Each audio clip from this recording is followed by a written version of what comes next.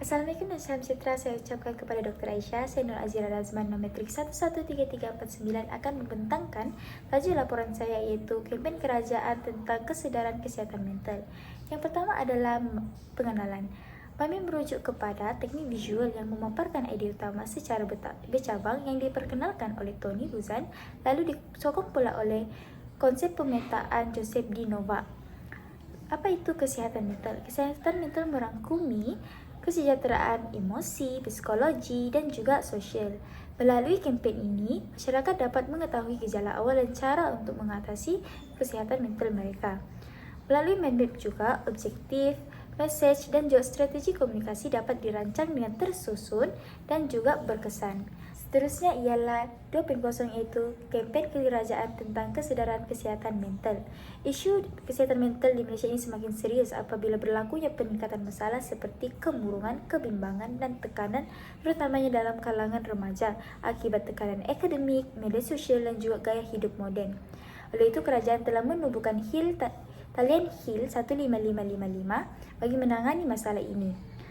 Mind map ini juga membantu dalam memahami struktur kempen dan juga mengetahui kelemahan dan kekuatan kempen ini. Seterusnya ialah itu 3.0 mind map komunikasi yang terbagi kepada 6 iaitu objektif kempen, penerima, strategi komunikasi, message utama, minim penyampaian dan juga impact.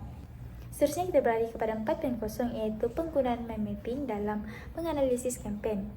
Mind mapping digunakan dalam kajian ini sebagai visual untuk memaparkan aliran komunikasi kempen kerajaan tentang kesedaran kesihatan mental. Dengan adanya map ini, proses komunikasi seperti pengirim message, saluran penyampaian, dan juga penerima serta makhluk balas audiens dapat dipaparkan dengan jelas dalam satu gambar raja.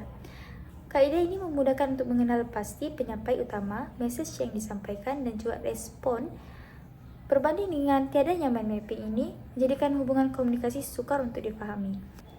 Seterusnya kita beralih kepada 5.0 iaitu mengenal pasti hubungan antara komponen yang terbagi kepada 4 iaitu sumber kepada message, message kepada saluran, saluran kepada penerima dan penerima kepada maklum balas.